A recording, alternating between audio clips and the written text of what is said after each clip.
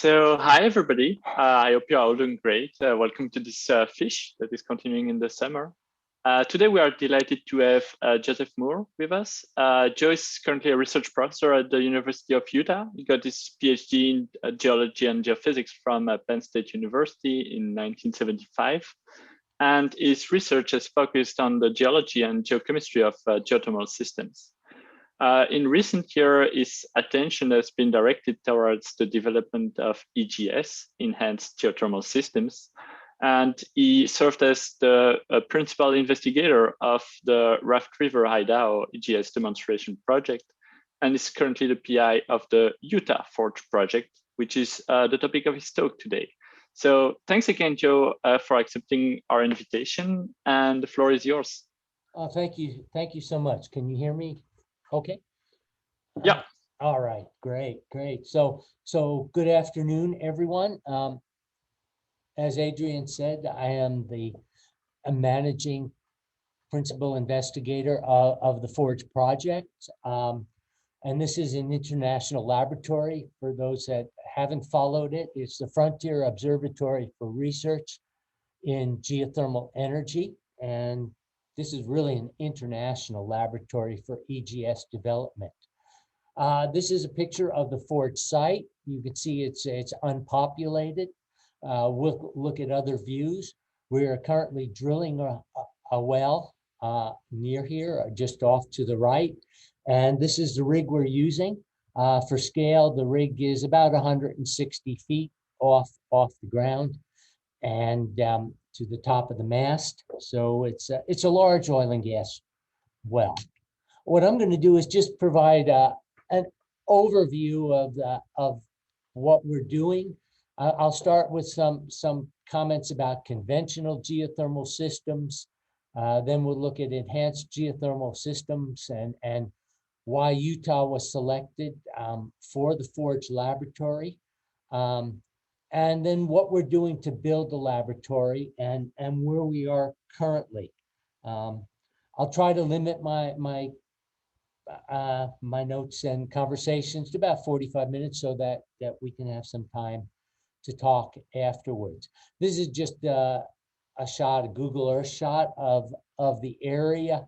Again, here's the Forge site. These are the mineral mountains, and we'll talk a bit about them. You can see some crop circles down here, but there's not much going on in this area. That's important. It's basically uninhabited, not much infrastructure in the area. Okay, so you probably all know about geothermal energy, and I won't bore you, but low emission. Base load power is what we always talk about for geothermal energy. But lately we're finding that's not the best use. Places like California with their renewable energy standards, have plenty of energy during the day and from wind and solar. The problem is really at night when these renewables are not working. And so geothermal is actually becoming a peaking energy. So turn it off during the day, turn it on at night. And it does work. Vast resources, we're going to talk about that. Relatively high cost before established, but once it is established, then the costs are really quite low, and a very small geographic footprint. We see here on the right an electric generation plant, space heating. These, I'm not sure, I doubt from where you are, but poinsettias and chrysanthemums anywhere in the West come from this greenhouse. It's 25 acres of greenhouses. Spas, the most common use of geothermal energy, and then heat pumps. This is a hotel in Switzerland. Okay, so there's a broad range of temperatures for geothermal systems, as well as uses. Overall, geothermal systems span a range of temperatures from about the global gradient of 21 to 25 degrees C per kilometer to the boiling point. And virtually all geothermal systems, all conventional systems, follow the hydrostatic boiling point to depth curve. basically, we typically do not drill deeper than about 3 kilometers. There are a couple of reasons from this. One is permeabilities tend to decrease as we get to greater depths. And the other is that drilling becomes expensive for what we achieve. Because permeabilities tend to decrease and water has so little value, 1/50th the value of oil, for example, on a per barrel basis, right? And we have to use these large rigs. It becomes very uneconomic to drill much deeper than this 3 kilometer or 10,000 foot depths, okay? So we have heat pumps at the lowest temperature, direct use, probably the best use of water. Heat pumps don't involve water, okay? That's just heat from the earth for heating and cooling. Direct use involves water, conventional systems, convective systems, and basically up to about temperatures, I'd say 150, maybe 200. Typically, though, somewhere around 150. A binary plant, that's an organic Rankine cycle plant. These to generate electricity, and they'll go up maybe 200, 225. The most geothermal resources fit into the binary field here. In order to get the quantities of water we need, say greater than 40 liters per second up to 100, we have to pump the wells above 200 degrees. The pumps don't work. So that's really the practical limit on binary plants. Flash plants, these are steam turbines. They're higher temperature, mostly overseas, typically in the 250 to 300 degree range, okay? And so these are typically magmatic environments around volcanoes, and a few in the U.S. at the geysers, Salton Sea, and Basin and Range. But what we're mostly interested here is this EGS, Enhanced Geothermal Systems, or Engineered Geothermal Systems. I think the current use is enhanced. So deeper than we would normally drill, and over a broader temperature range covering the binary plant and the steam plant, okay? Basins, you'll hear about oil and gas co-production. This is something that is being discussed. There's a lot of interest in it, but has not gained the traction yet that we need to.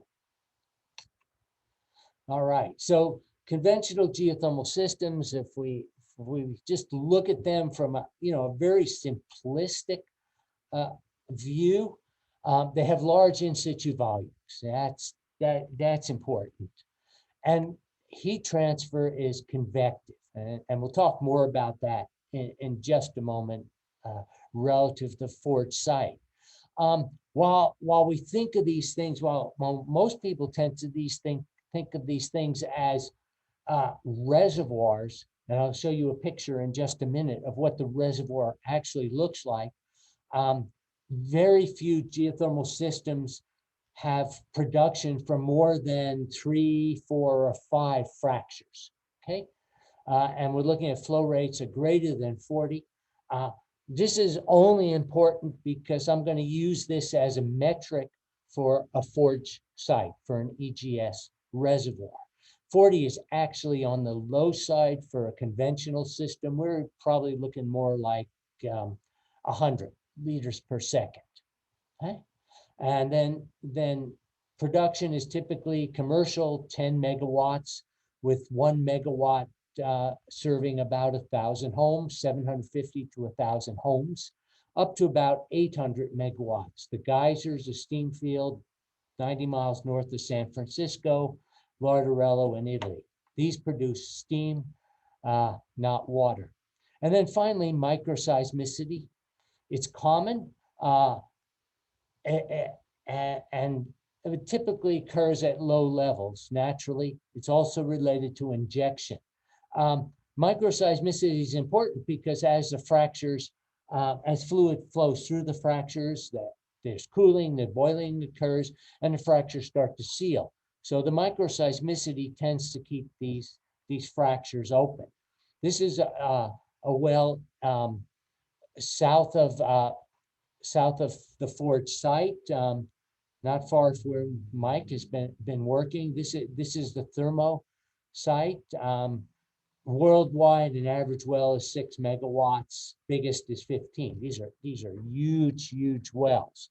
Okay, and a 200C with a flow rate of 23 liters per second, you get about a megawatt. That's kind of the numbers we're thinking about. Nothing to remember. Just keep it in mind. Okay, so you all know what a geothermal system is. You've all seen them. Conventional geothermal system, is basically a convective system. The water is cold, it's dense, right? It flows down existing fractures. As it flows, it heats up, becomes more buoyant, and comes up along other fractures. We tap it and extract the energy. The slide on the right is the reservoir. So when we think of the reservoir, it's not a sponge. The reservoir probably has fractures like this. Maybe 10% of a typical geothermal reservoir is fractured. Okay, so think of this as a tombstone. That's it. You can see through it. Okay, so just think of it as tombstone with a crack or two in it. Okay, permeabilities, maybe 50 to 100 Darcys. They have pretty good permeabilities when you look at fracture permeabilities.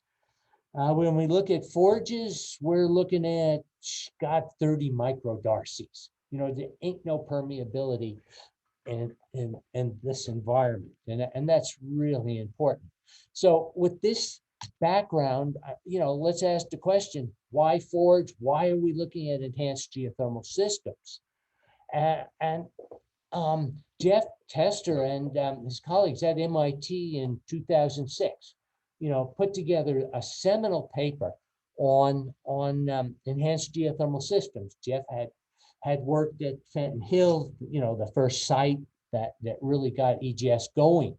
And to me, the major conclusion of this paper that came out in 2006 was, if we look at the energy at depths of 3 to 10 kilometers, then even 2% of this energy would provide more than 2,000 times their yearly US needs.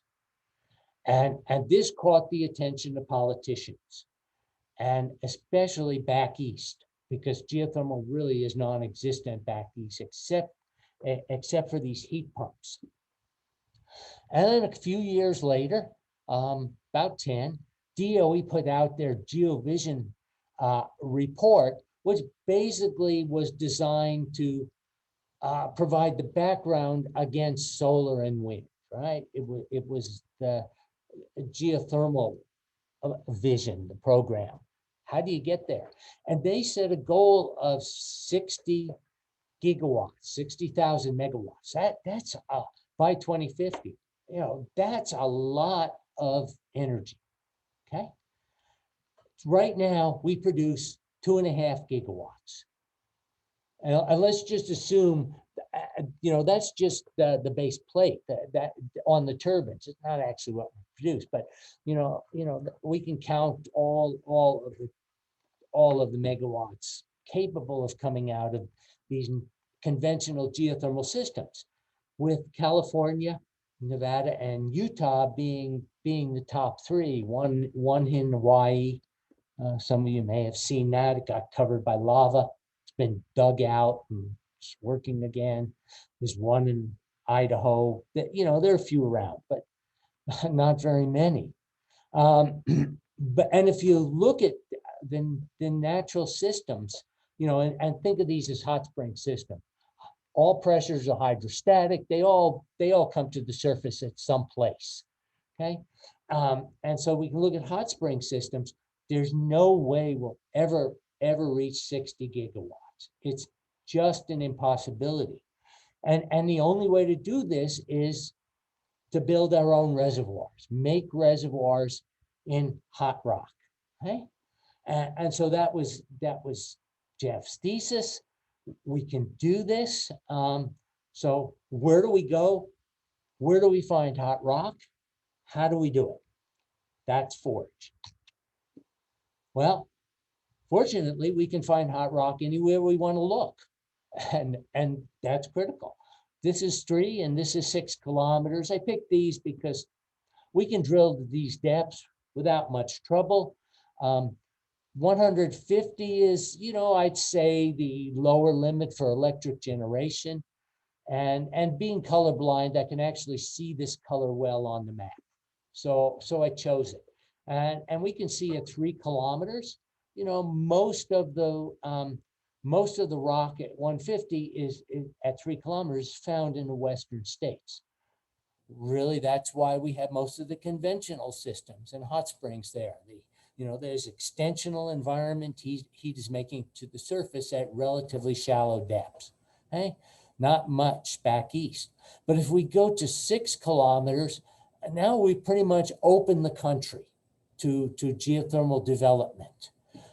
Still at the west, obviously very shallow depths, very hot temperatures, steam plant type temperatures, but we can move across the country now and get to Washington, D.C. We can build a system in Washington. This got the politicians very interested, from the Eastern Coast, New York politicians became intrigued with the possibility.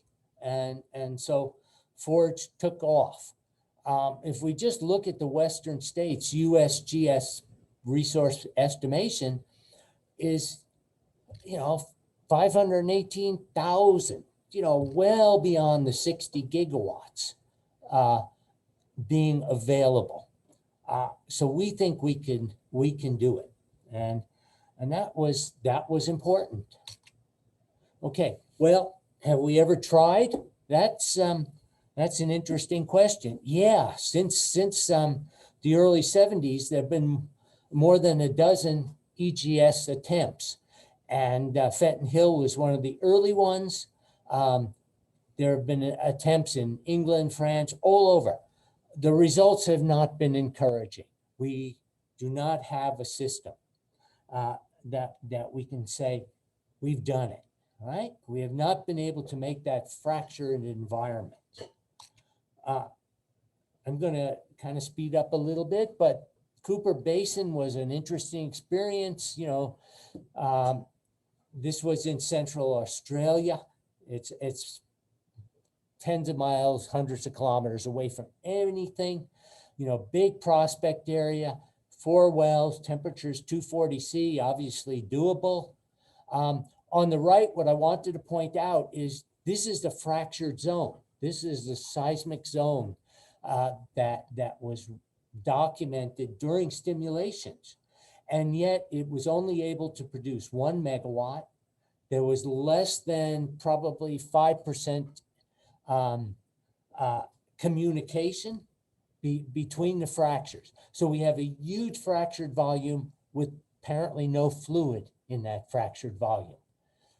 That's our challenge. How do we make the reservoir? We can make fractures or open fractures because there's slip here, right? Maybe they're not open, but we can create seismic noise.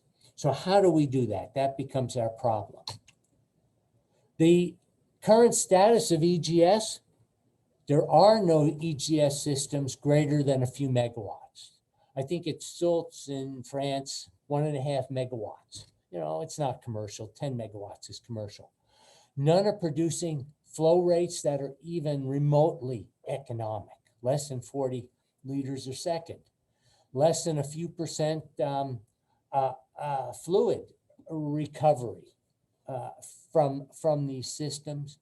The fractures that are in these systems are fractures that existed before any stimulations occurred. These are all hydraulic stimulations. I'm only dealing with hydraulic stimulations, not acid dissolution of limestone, for example. Okay, so the Fractures that existed when we drilled the wells are the fractures that control fluid, and typically one or two. And these fractures can be opened by hydroshearing and thermal effects. And on the upper right, you can see hydroshearing effect. You can see by shearing the sides of the fracture, we can create wormholes for permeability. And in the lower slide, you see a fracture. This is an FMI, well, it's a televiewer, but you can see a fracture as a sine wave. And over time, this group of fractures has been enhanced through cold water injection. As we inject the cold water, the rocks contract, the fracture grows. So here we can see what a fracture looks like. This was known when we drilled the well. Okay, the biggest issue the biggest challenge or the biggest issue beside how do we make this fractured volume that communicates within itself and we can extract water from, at commercial levels, is induced seismicity. And several projects have generated seismic events exceeding 3, typically up to about 3.5. But in Pohang, that generated 5.5 when a natural fault slipped. Okay, massive damage. It should not have been drilled there. Nobody was watching it at the time, but it happened. And this has caused people to rethink. Right now in Europe, in Germany, for example, in the Rhine-Graben, you can't do hydraulic stimulations, okay? And at 3s, it's sensible, it's shaken some windows, okay? So that's created some issues for us. So we've learned some things. You don't inject into through-going faults. And so we've spent a lot of time documenting the geology of the area. Low pressure hydroshearing of critically stressed fractures may be important. Critically stressed fractures, those that are ready to fail are important. We gotta know where they are. And I'll show you why. Cycling may work, thermal stimulation may work. We've got to, this is critical. We've got to be prepared. And we have developed a stoplight system. So if we have a certain number of seismic events during a certain amount of time, we stop and evaluate.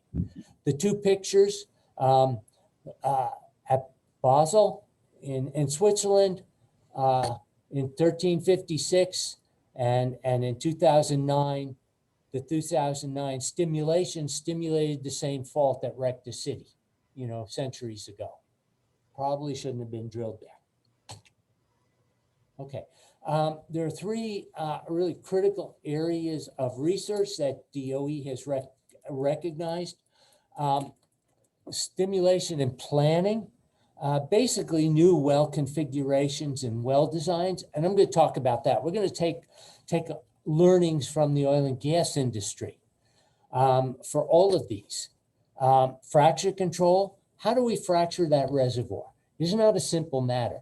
All of the past EGS projects have tried to stimulate large, long open hole sections. So we drill the well, and in a conventional geothermal system, the rocks are so hard, and they don't have problems of collapse and caving. We typically drill open hole to extract every drop of water coming out of those fractures. Okay? And so all of those projects I showed you, all 12 or 15 of them, have taken the same approach, drill long open hole sections, right? And we're going to use those, then we're going to stimulate the open hole sections. Conceptually, it's a great idea. Practically, what happens is the first fracture that we come to that has any permeability will take the fluid. And over time, all of the fluid we inject will continue to go into the top fracture, the low pressure region.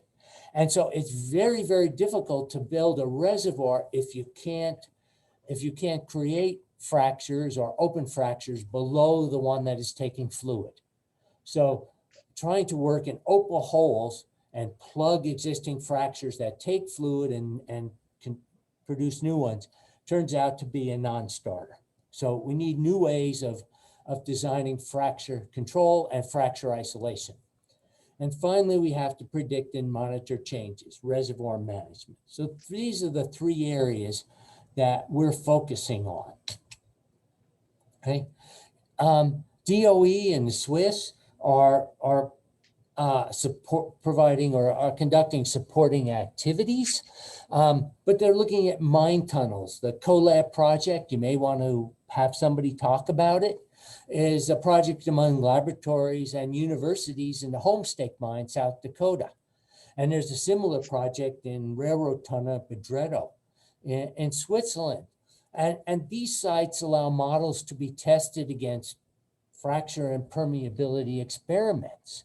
And this is fantastic. You know, we think this is great, but we're in these tunnels. We're not under pressure, confining pressure from all sides, and I don't know if the results are scalable. These groups are drilling very, very small holes, and they're injecting water at the rate of, I don't know, 100 milliliters per minute. And at Forge, we're going to be injecting 500 gallons per minute. And so there's a real question of, are these projects truly scalable? Not convinced they are. And the well sizes obviously are different. Okay, so let's move to Forge criteria. So the DOE project initiated in 2014, and the Department of Energy set up criteria that they thought represented optimal conditions for an EGS project. And so temperatures greater than 175 C and less than 225 C at depths greater than 1.5 kilometers.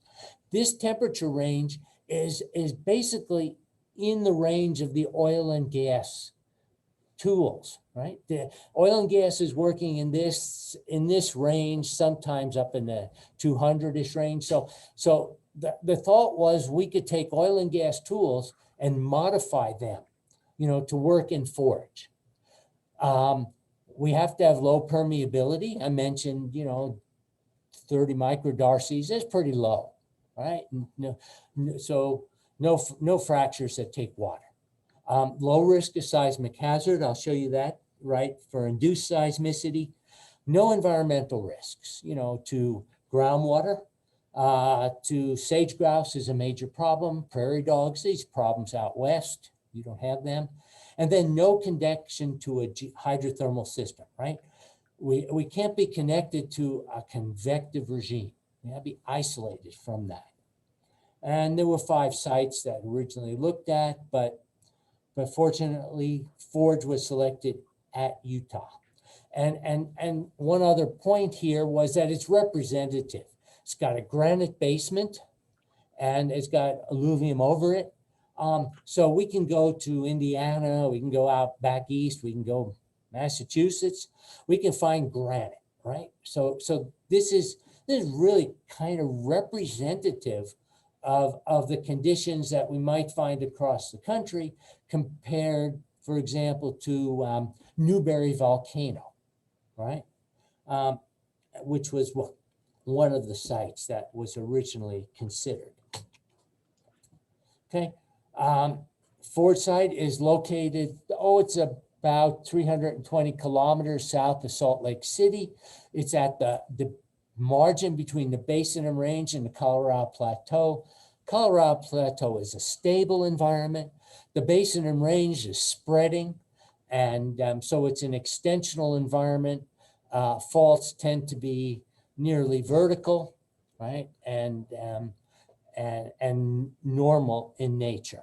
Okay, and you see some of the groups working with us. These are private groups and public groups, a lot of federally funded groups, national labs, universities. Okay, so here's a location. One of the interesting things about the laboratory is it's nestled between a solar field, a wind farm, and a producing geothermal plant. And we can see it here. Here's the Blundell plant, produces 36 megawatts, so 36,000 homes since 1984. It's separated from the Forge site. You can see some of the wells here by the Opal Mound fault. Talk about that in just a minute. And then you can see the windmills here and the solar field. There's also a gas pipeline. You'll see some from pig farms here. It's dirty gas. It goes to a pipeline located approximately here, and that'll be used for fuel for gas-fired plants. Okay, the field that Mike has been working on, Mike Feller, Cove Fort, is just located outside the picture. In fact, it's right here, Cove Fort. There's another field here.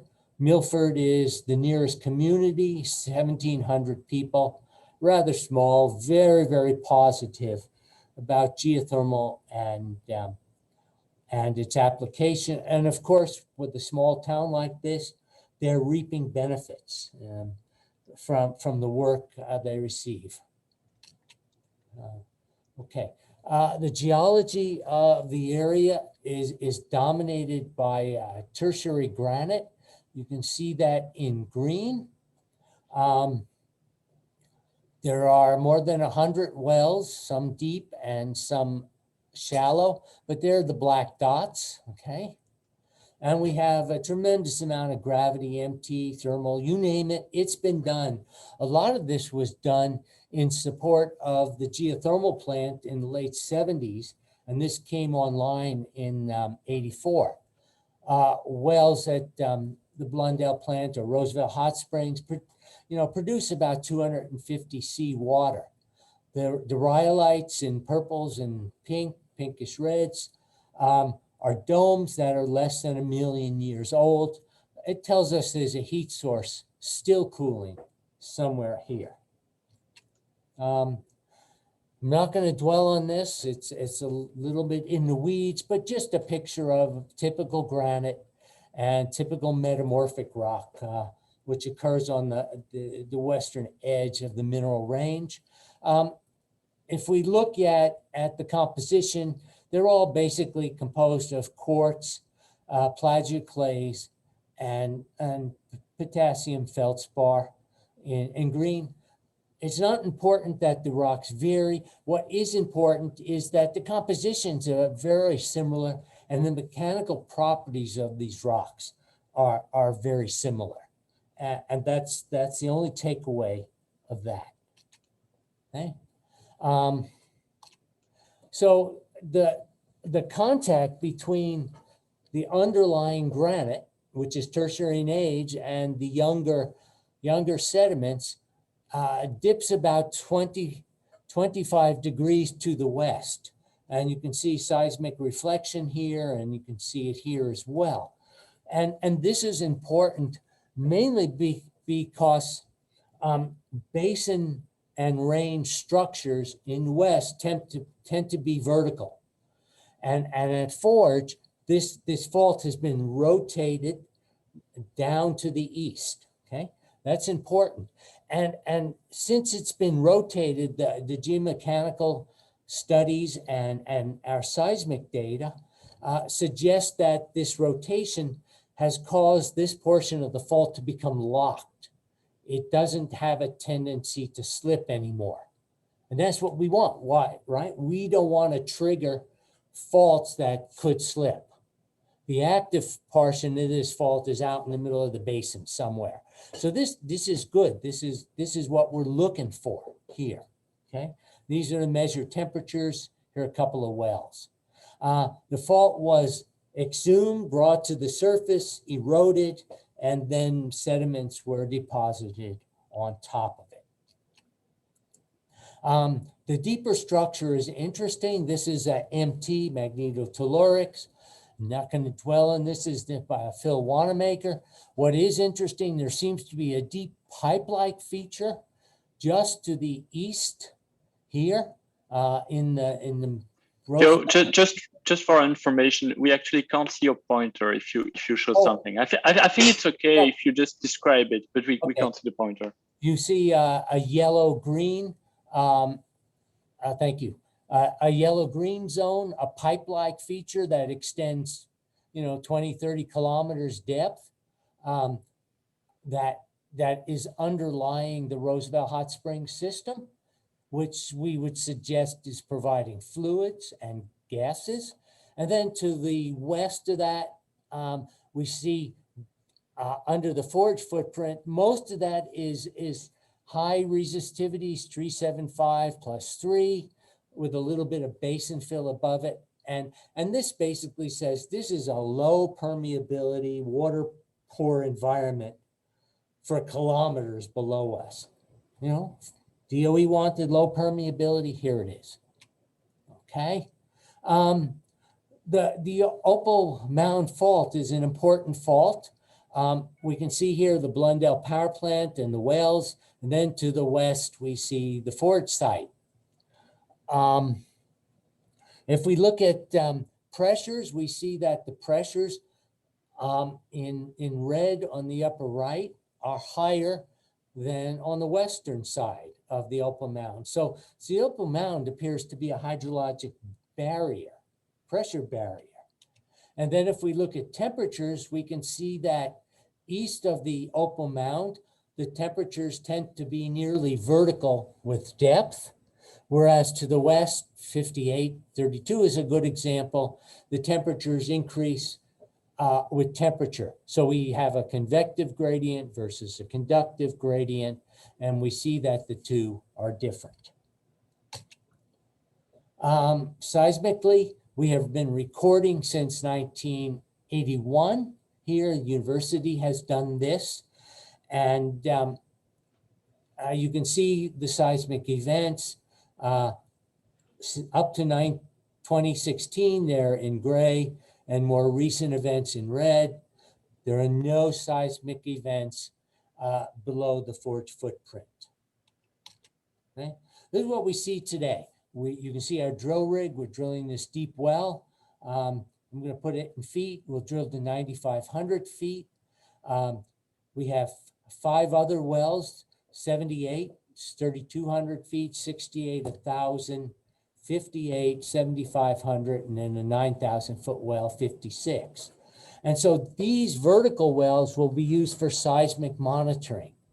The centerpiece of the resource will, the reservoir will be 2 wells labeled 16A and 16B. 16A has been drilled. It's shown in white. It was drilled vertically to about 6,000 feet and then horizontally along this dashed trajectory. Right? 16B will be drilled on top of it. These are the wells that will be stimulated, and we will be monitoring at reservoir depths for seismicity. Okay, you can see a little blip here near the top of the temperatures gradient, and that's due to groundwater at shallow depths. I won't go into this, but the red or pink outline shows us that the water, this groundwater, is actually subsurface aquifer flowing along permeable horizon from Roosevelt Hot Springs. So it's subsurface discharge of the resource water. And here's a composition. It's basically a low pH, low salinity water. It will be used for circulation testing later. We log extensively all of the wells, and probably one of the most important logs is the FMI log, Formation Microscanner log. It's a resistivity log, and a little bit of mud gets into fractures, and those fractures are then recorded based on their electrical conductivity, okay? Resistivity. And so the fractures are seen as a sinusoidal wave, okay? Imagine that we've gone down a tube and we have pads, and we're monitoring resistivity or conductivity along the pads, and then we just open up the tube. And that's what you see here on the right. We've opened up the tube and you can see the pattern. There are 2,000 fractures that we've seen naturally in the granite. Most of them dip about 60 degrees or so. You can see most of them are in the center of the graph. And ranges from 0 to 90. Most of them strike about north-south. Okay. More important, though, is what are the stress directions? And here you can see an induced fracture. An induced fracture is caused just by cooling produced as we put cool water into the well to drill. Okay, and that's an induced fracture. You can see a natural fracture. Turns out these induced fractures are typically north 25 east, and they're vertical. And you can see here pre-injection, before we injected, you can see a trace of what looks like an induced fracture on the left on that FMI log. And you can see that after we stimulated, it opened up. Why is this important? This is important because these fractures define the stress orientation for us. And so the maximum horizontal stress, in this case, northeast, southwest. The minimum horizontal stress is approximately northwest, southeast. If we're going to open fractures and we want to drill into those openings, we want to drill perpendicular to the maximum horizontal stress. So in this case, we want our wells to be drilled from the northwest to the southeast, perpendicular to the maximum horizontal stress. Okay? And those fractures then that are nearly perpendicular to the maximum horizontal stress are going to be the easiest to open in the stress field. Okay? We've done stimulations. We've done them in this first well, and we've done them in later wells. This just shows a typical breakdown curve on top. You see pressures increases, fracture occurred, rock failed, and the curve just decreased. And you can see the earthquakes in the lower one. The only thing I want to point out here is these are very low pressures. These are surface pressures, very low pressures to cause these openings, which tells us, you know, we should be able to stimulate large numbers of fractures. Now comes some of the more difficult problems. We use the fracture data to generate what are known as discrete fracture networks. So these are DFNs. They're sort of hypothetical. You know, they're stochastic models. You guys get that. And these are just 4 models, right? Single fracture, 2 fractures, more fractures. And the model that we're currently dealing with has about 2,500 fractures. So it's a complex model. And it's based on the locations of fractures in the well that we measure and fractures we see on the surface. Obviously, a vertical well is not going to see many vertical fractures. So we have to use other data as well. And then we try to get a sense of how good is our DFN by doing a history match of the injection data. And you can see on the right, this is that plot I showed you where the fracture opened. And you can see we get quite a good match. Does it tell us these are really the fractures that are there or opened? No, but we got a good match. You know, at least it's consistent. It's a good step. Here's 2 models using the full DFN network. And one of the really critical questions is what is going to be the height and width of the fractures that are stimulated? That's really important, right? We need to know how far apart are we going to stimulate. And both of these have the same total volume, but you could see at 20 barrels per minute, 1,800 seconds, 30 minutes or so, you can see that the hydraulic fracture is shown in red. God, it's only like 30 meters high, but the DFN model suggests that fractures with apertures greater than 0.2 can extend maybe 200 meters up. Whereas at 40 barrels and per minute, but at half the rate, you can see there's downward growth of the fractures. And that's critical to understand, and we need to figure this out. Okay, so that's the kind of modeling we're doing. In the fall, hopefully in a few months, we're going to stimulate 3 zones at the toe of the deviated well, 16A. You can see on the left a picture of the well with the casing program in it and the 65 deviation. First time such a highly deviated, large diameter well has ever been drilled for geothermal purposes. Okay, and then on the right, you can see 3 fractures. There'll be three stimulation zones. There'll be 2 in casing, 1 in open hole, which is about 75 meters long, 200 feet long. And so the question is, how far do we space those stimulations? So the general approach is pretty simple. We drill the first well. We've done it. That's the injection well. We will then stimulate some zones in that well. And we will monitor the zones using our deep seismic well. So we'll be at this level, this depth, monitoring using strings of geophones and nodal arrays, okay? And we will find out what that seismic cloud is. Now, because the rocks have no permeability, it's pretty obvious that if we generate any permeability, it's got to be in that seismic cloud, right? So the next well will be drilled into the seismic cloud. We'll then have 2 wells. We will stimulate up and down, pump cold water from the groundwater into the injection well, pump it out of the production well. We'll cool it, but we could run it through a turbine generator and generate electricity for ourselves. We can't go into the power lines. And then we'll pump it back in. So this is cyclic, unlike the oil and gas fracking environment where you inject water into already saturated rock. So we're just going to be cycling this water around and around. If we're right, maybe we'll lose 10% that we have to make up.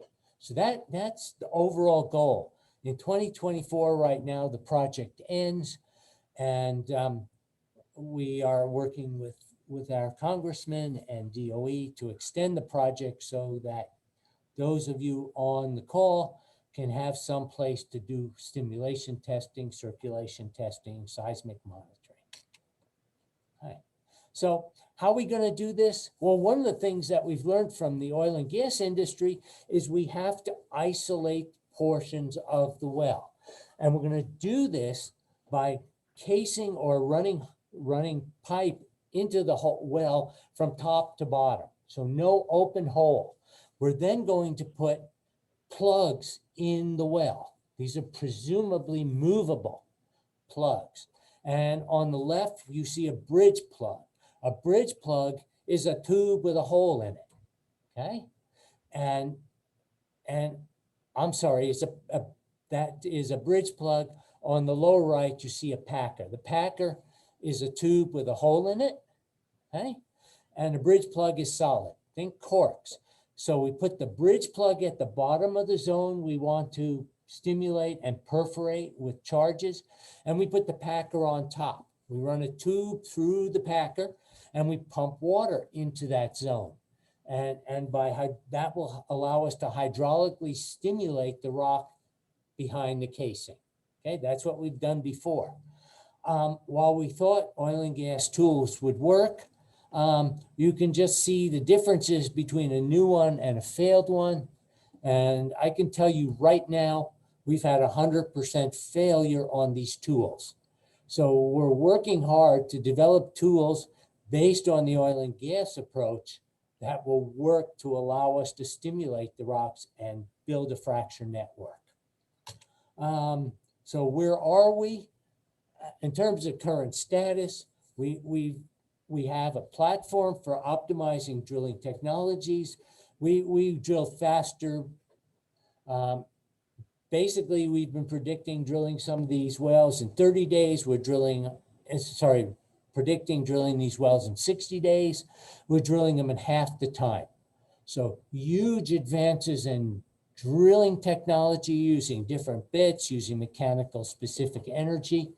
And that's important because even a conventional geothermal system, 50% of the cost is in drilling. And if I can drop the drilling cost by 50%, this is going to be very important. We've got an extensive geoscientific database that you can access. We're drilling wells for future R&D deployment, seismic monitoring, obviously. We're providing data for stimulation design and R&D implementation. And obviously there are R&D opportunities that Forge is providing for technology development. Currently, Forge is working on the first solicitation negotiations, and there's about $50 million that will be negotiated for 17 R&D projects. A new solicitation will be coming out in about a year. All of this data is available on the Geothermal Data Repository. It's an open EI repository. You can Google it. You can go to our website, utahforge.com, and you can find links to it. So everything we have done is public domain. And I've abused my time, but I thank you for your attention. Thank you very much, Joe. Thank you for the great talk, for this overview of the Forge project. So we have time for questions. Just feel free to unmute yourself and ask some questions. Anybody who wants to stay on, I'm happy to stay. Thank you. Really appreciate it. So all right, can I ask a couple questions? This is Mike. Go for it, Mike. Hi, Joe. Very nice talk. It's good to see all this that's going on. I have a few questions. What you talked about minimum and maximum horizontal stress. Right. You think it's a strike slip stress regime? Where does the vertical stress? No. No, I think it's a vertical. I think the vertical stress, and it's well, I think it is an extensional regime. The faults are a vertical.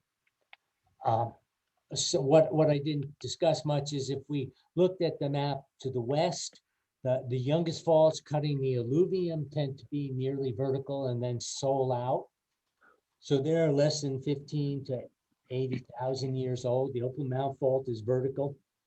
There are strike slip structures. The Negro Magli fault, is an east-west structure, and we're seeing seismic events on it. And to the south of Milford, we're seeing some east-west structures. But we think dominantly it is an extensional environment. When we stimulated, I guess I can go back. There we go. When we stimulated the cased hole, we specifically picked a zone with optimally, or what we thought were optimally oriented fractures. You can see from the seismic events that we did open them.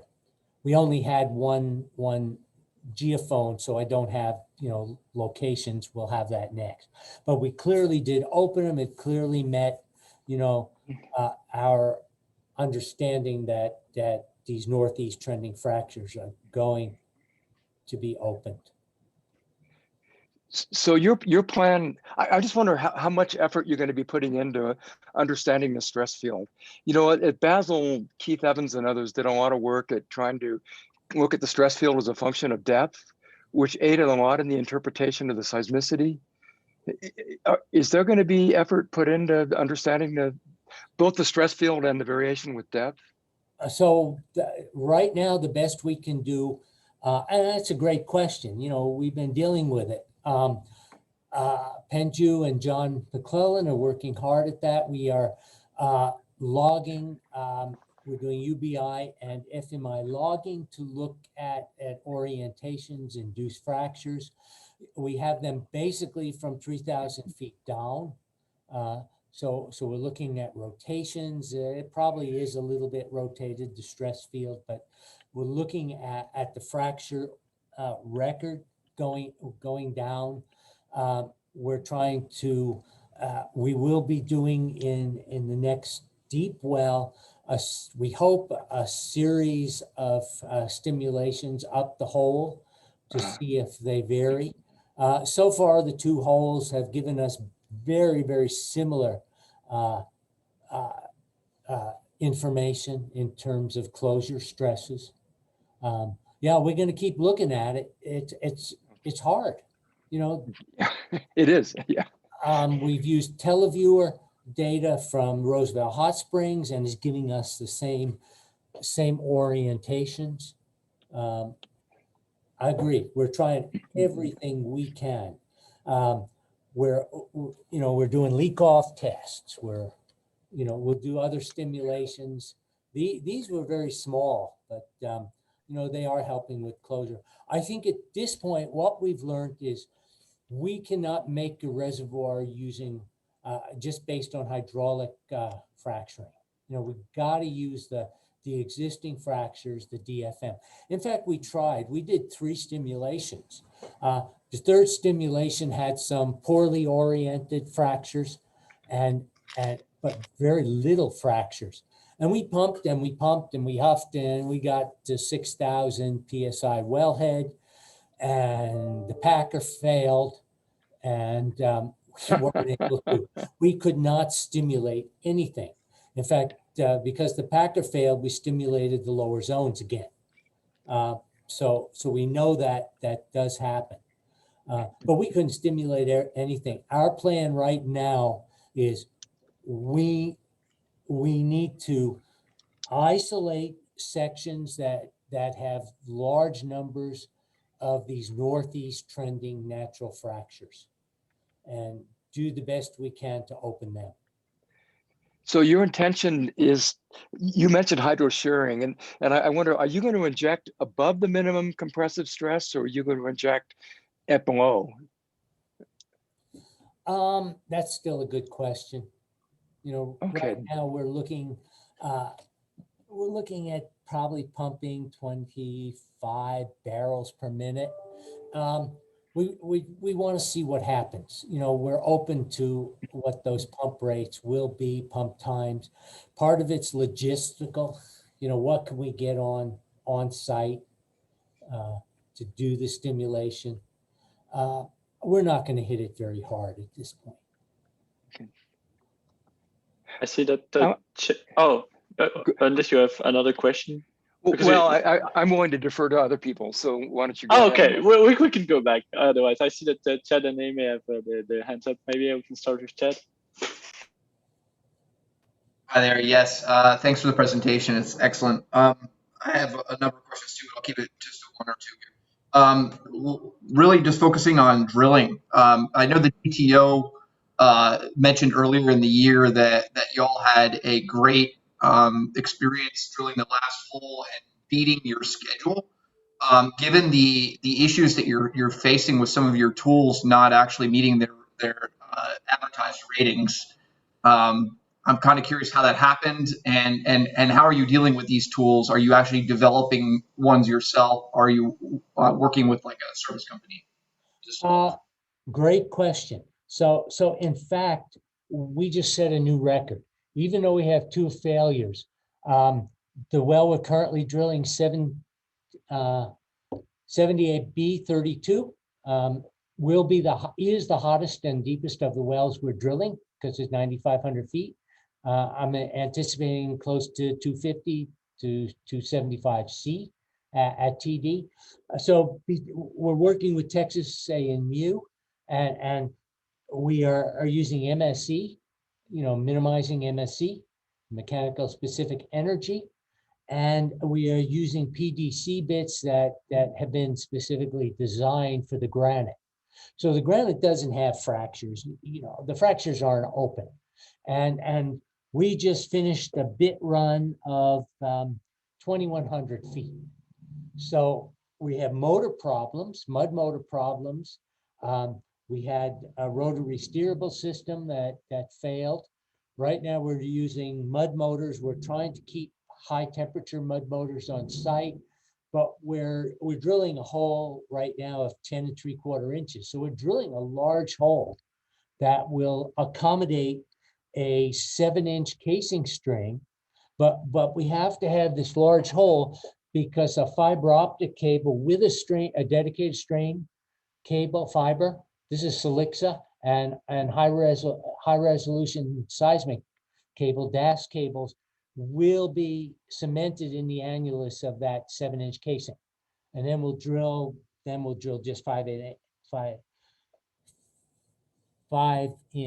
hole, or close to 6-inch hole below that. Okay. So these Packer and the Packer and bridge plug issues are real issues. Okay. Question is, how do I get around that? The drilling issue, we managed to get around that because the mud motors, we're getting long runs out of them before they fail. Long runs out of the PDC bits before they fail. And so we're making up the time because we're not tripping.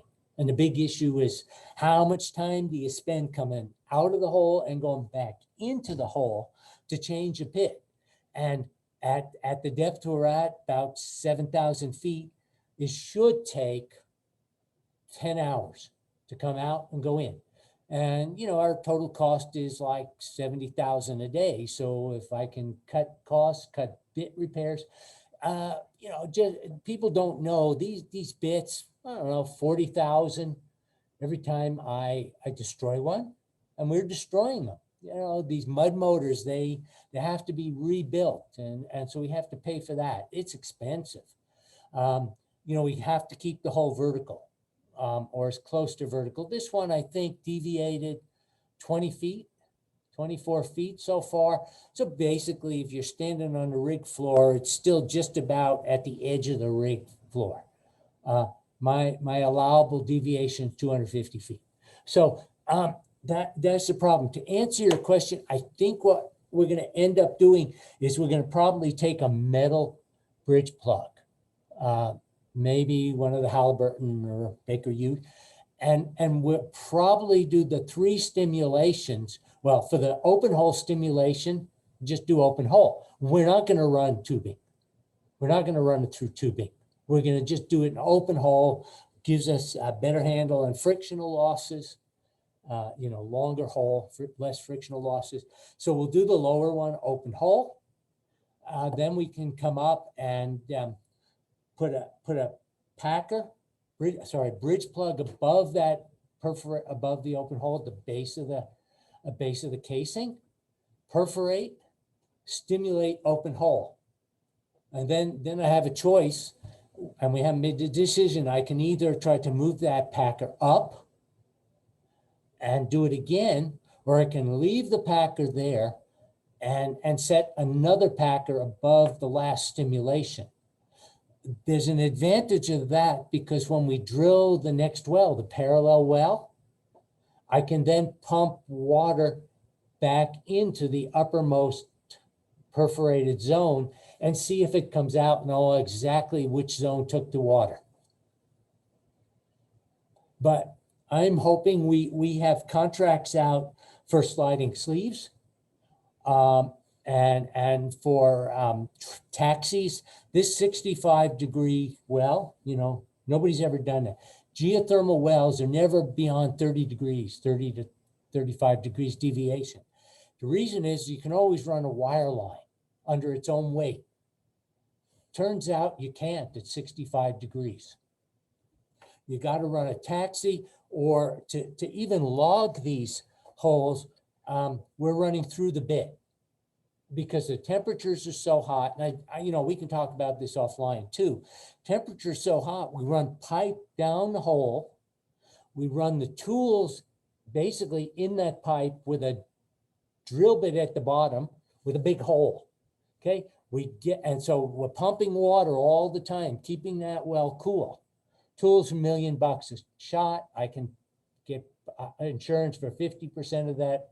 I can't afford to lose a tool. So we pump the water down. They don't last more than 350 F. My temperatures are, 3 times that. So we pump water down the hole. we extrude or pump out the tools, and then we come back up. And so that's how we have to log these holes, through the bit logging, and keeping the hole cool, and that takes time, but we can do it. We're finding tools that work. Mud motors, just working with, hot mud motors, they go to 350 F. MWD, measurement while drilling, same thing. And so you just have to keep the hole cool right now. Hopefully in a year, before we drill the next one, we'll have some tools. I think we've got to figure out how we're going to stimulate and keep the fluid. A big question is we want a massive, you want a reservoir that looks like this, right? But you run your well into that reservoir, the fluid is always going out the top zone.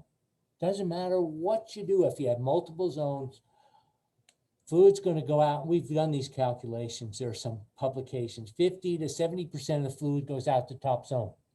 The rest is distributed to lower zones. Crap, that doesn't help me. I've got to have that fluid circulate through this reservoir, extract the heat from it. And basically, for a commercial setting, I need to do that over a 15-year period without removing all of the heat. Oil and gas, well, 2 years, you made your profit, you put it in a truck, and off it goes, right? And so you can afford to do multiple drifts and horizontal legs. At the cost of a geothermal well, you're looking at $0.015 a kilowatt hour. You're probably somewhere around 15 years for well replacements. We're looking at that. So there has to be a network of interconnected fractures in which the fluid movement is slow enough to extract the heat. I'll never use up all the heat, but because most of the heat's in rock. But I got to be able to extract the heat at a relatively slow rate, pump it out to production well, and build up enough profit over time, right, to use that well for a long period of time. So those are all commercial issues that really have to be dealt with. Yeah, drilling sounds like no easy task indeed. Aimé, do you want to step in? Yeah, this is actually a good slide for my question. In terms of, first of all, it was a very interesting talk. And what I want to ask about is numerical simulation or modeling. You mentioned these discrete fracture networks being a kind of stochastic model. And you mentioned a lot of data. And so my question is, how useful would it be to have a first principles physics-based model of the reservoir, which includes flow and geomechanics and fracturing, informed by the data? I assume there's some parameters in your DFN model which are informed by the data, but if you had a real high fidelity model, would that be useful? And if so, where are you with that, or why not? Good question. We're using basically a commercial code called Excite.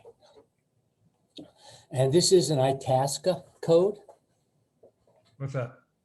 Itasca is a rock mechanics company. And so they do a lot of mine work. And if we want offline, I can give you or I can send you the input variables that we're using here. Okay. Obviously, this, I think more is needed, but this is what we're using at this time. We're also using code Falcon, which is an Idaho National Lab code. Falcon? Falcon. Mm-hmm. And again, input, but a lot of the inputs are coming out of the air. This is, based on experience for, the fluid characteristics, relatively clean water.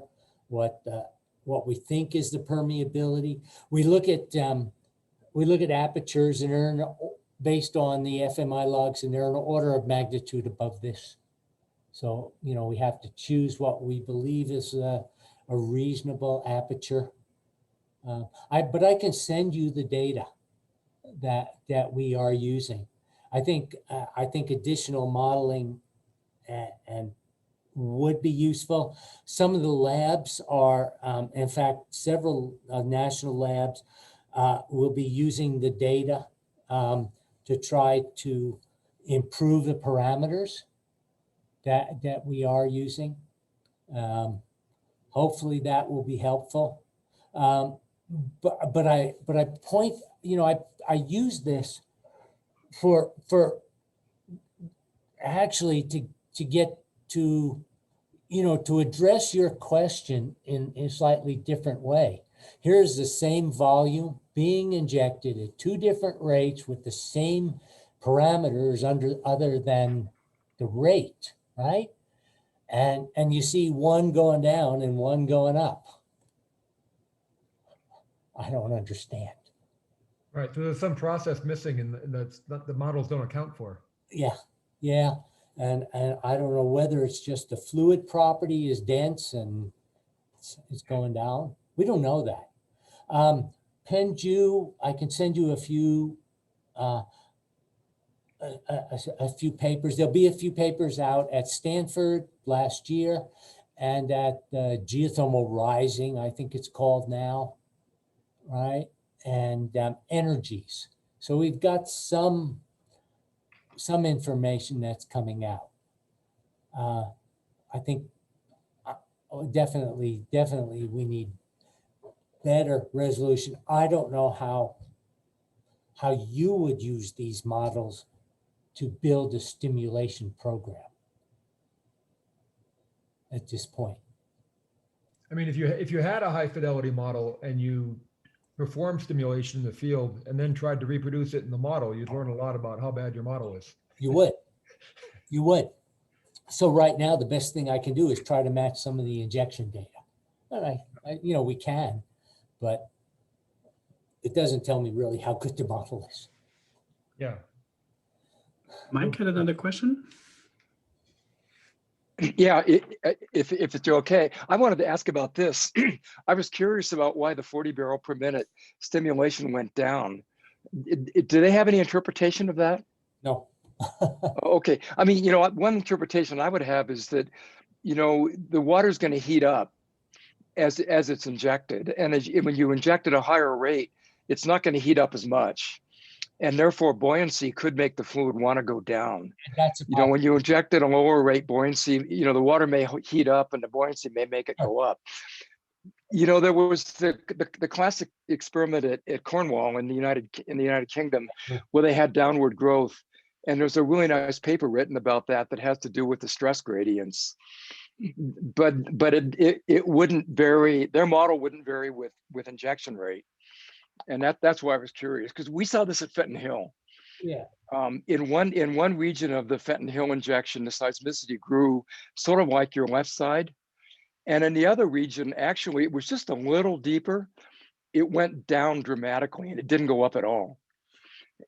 And I have an explanation of that has to do with thermal gradients, which I won't go into, but it was a really curious result, and it made us abandon the deeper part of the reservoir. So understanding this better is really important, I think. Well, it is.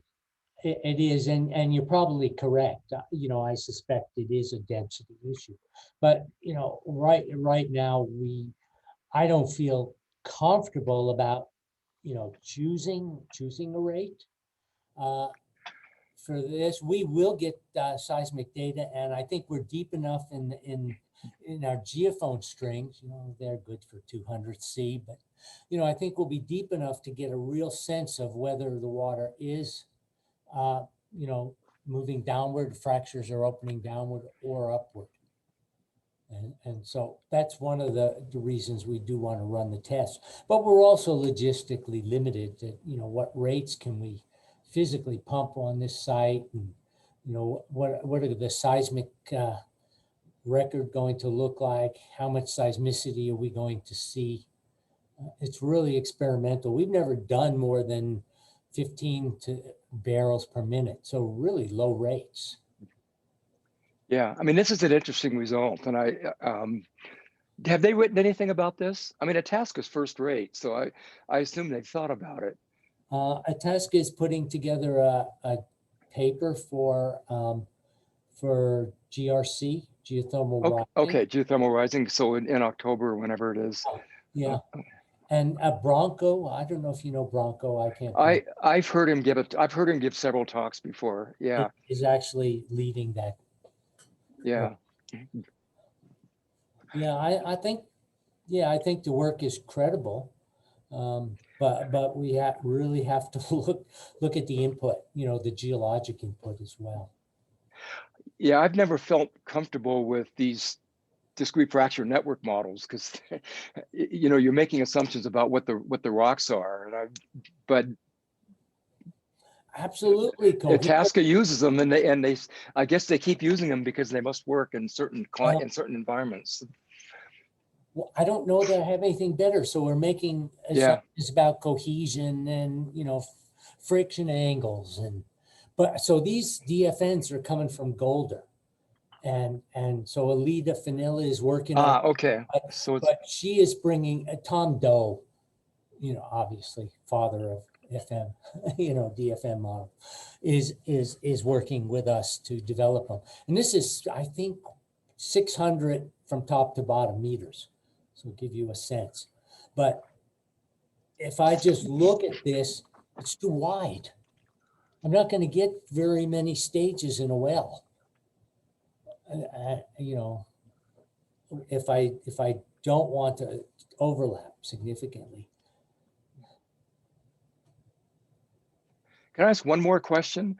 In one of your perspective views of the site, you showed seismic wells, and it gave the impression that maybe the seismic network was all on one side of the main wells. Oh, is that so? There's nothing going to be on the other side of the yeah, I guess you're going to drill to the south, to the right. Is that right? To the bottom right? So, we have drilled along the dotted line.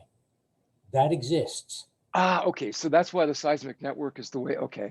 And I was wondering why there wasn't any seismic network to the upper left of the plot, but the fact that you're drilling these horizontal or sub-horizontal wells makes it clear. But 5632 is a seismic monitoring well.